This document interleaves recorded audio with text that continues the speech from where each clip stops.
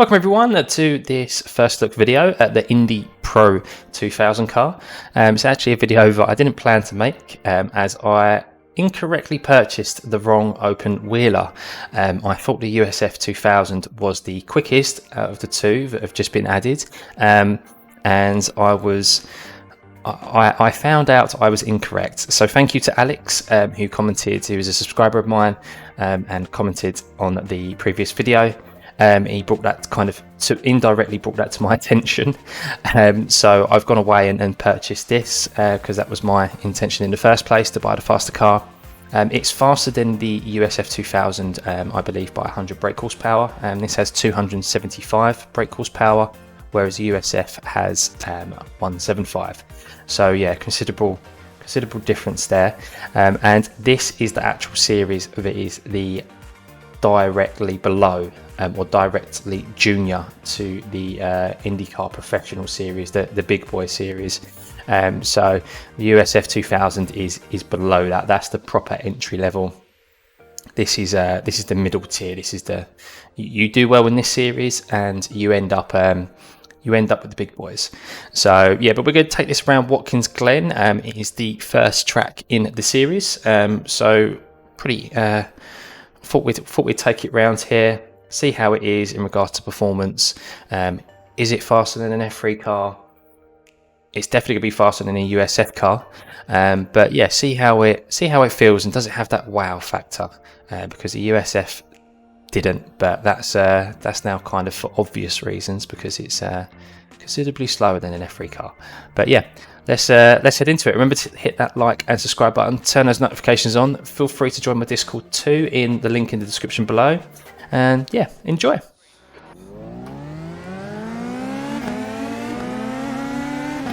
As always, flying past the AI at the start. Clear all round. Right side. Clear right. Car left. Still there. Clear left. At least there's no crashes though.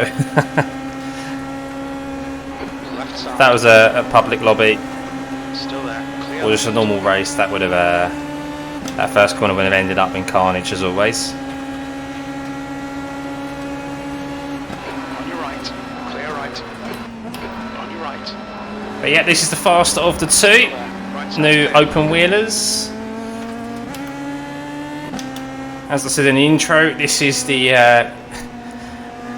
as I've found out myself, this is actually the faster of the two, and is the Car right. Clear what right. is the direct junior to the IndyCar series, to the big boy stage. So this is the F2 to Still IndyCar. there. Hold your line. Clear Mixture of right. road and oval tracks. And Watkins Glen is a very apt track to race around because it is the start of the series. It was the first track in the series for the Indy Pro 2000. Right side's clear.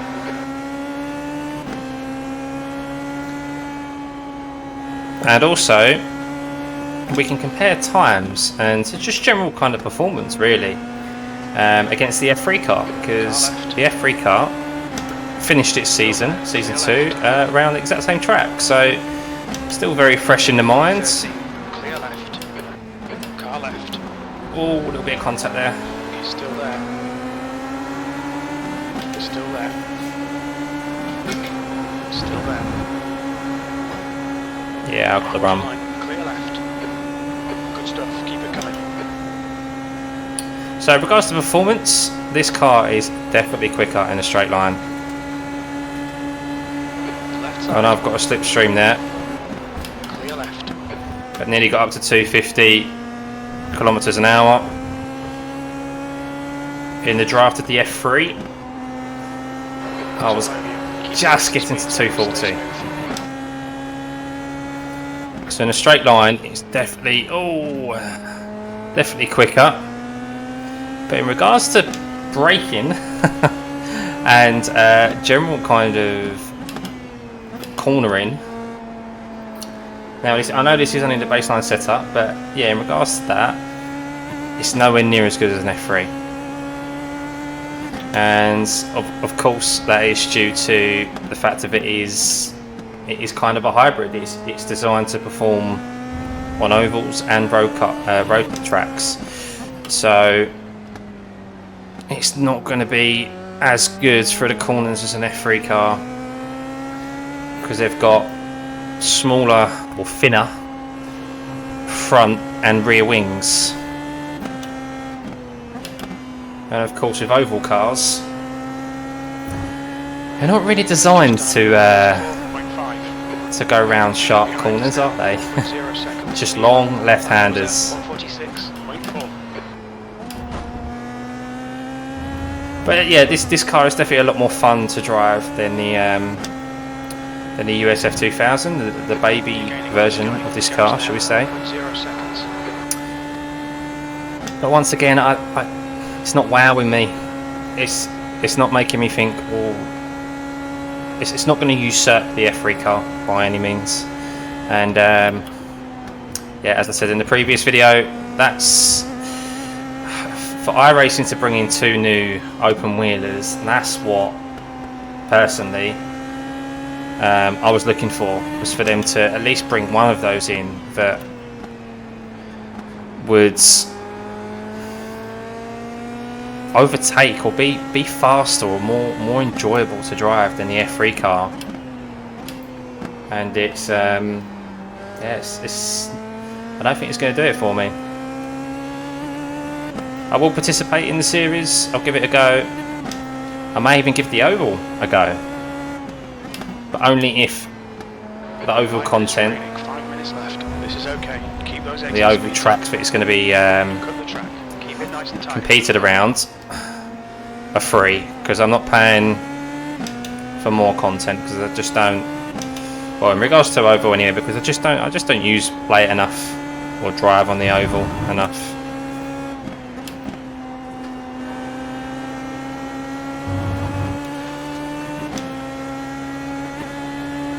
Left side.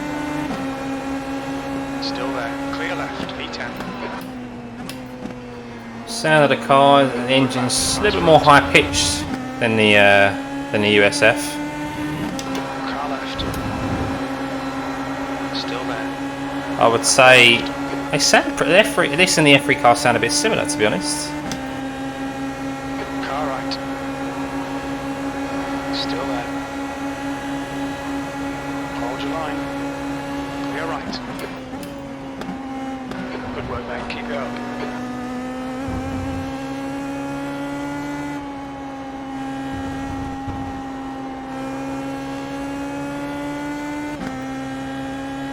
Let's brake a little bit earlier here. I think I have to shift down into third, not fourth, like I do in the F3 cars. So it just doesn't have the downforce or the cornering ability.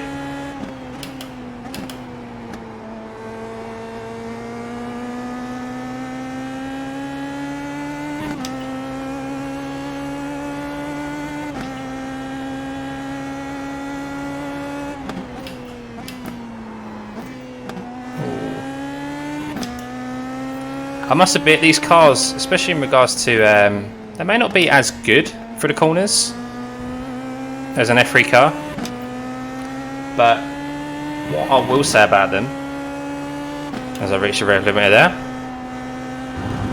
is that they're a lot more stable in the lower gears.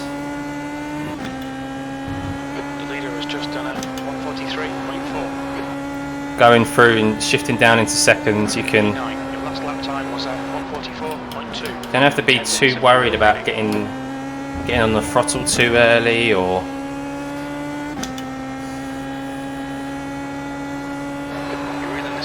especially with the F3 cars. Second gear is almost like a no-go. You don't want to go down into second gear unless you have to, and first gear is just a no-no. That's literally if you have to come to a standstill.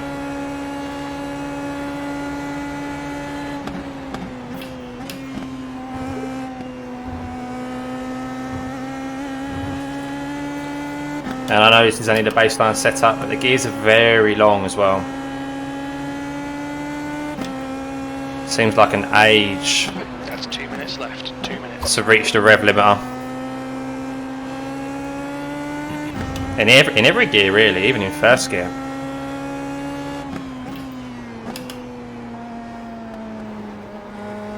I'm sure someone in the comments will inform me there's a reason for that. I'm guessing it's got to do with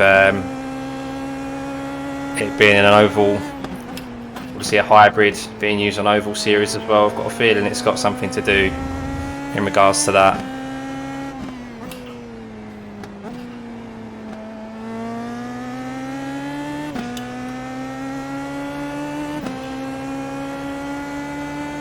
That's half fuel. You've used half your fuel.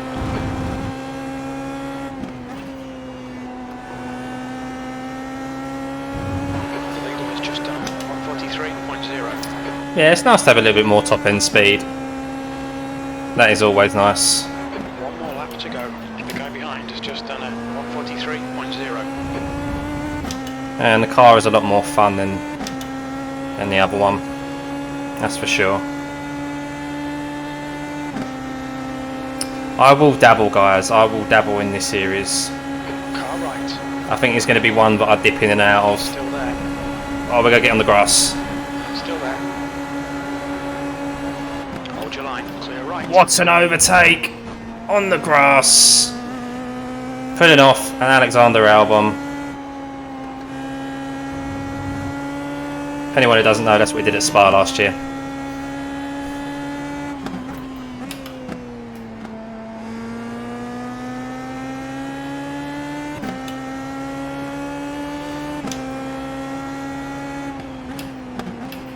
Watkins Glen though, another track that needs to be rescanned. I was watching some videos the last couple of days and it's a completely different track now. Obviously layout's the same, but in regards to curbs and surfacing. Right side's clear.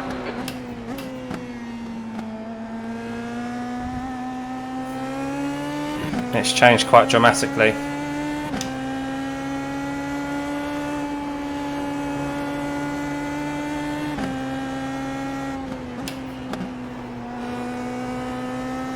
Well, even though that was an AI race, I still enjoyed that. Good result, mate. Well done. Like I say, it's not a car that I don't enjoy it, it's just a car that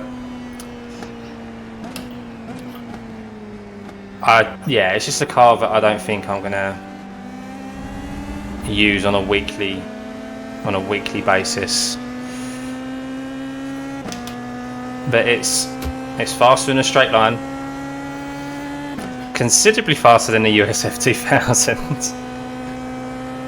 And if you look at the lap times there, I kind of had a couple of last, you guys can't see, but the last couple of lap times there were 1:43. So without a base setup, that's a couple of seconds slower than the F3 car. On average, in this temperature, an F3 car was probably doing around about mid 139s actually, high 139s. So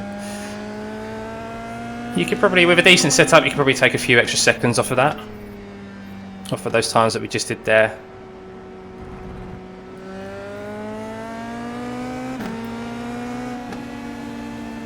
Still, yeah, still fun, but we'll see. We'll see what support the series gets. I still think iRacing has duped us duped the road community into that they're getting free brand new cars, the M4, the USF 2000 and obviously the Indy Pro 2000, when in reality we're getting two hybrids. And I know this, or the USF 2000 I believe it is replacing the Mazda series, or this one is. I don't know obviously which one's which. I think it might be the Indy Pro. But that was kind of a series that wasn't very well supported in the first place. And that was... yeah, so I'm not...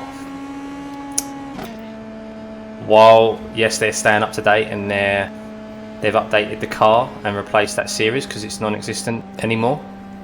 I still don't think it's going to get the support So yeah, as we come into the pits. Well guys, I hope you enjoyed that. That's my first impressions on the Indy Pro 2000s. Better than the USF 2000s, a lot faster, but not as good as I go past my pit marker.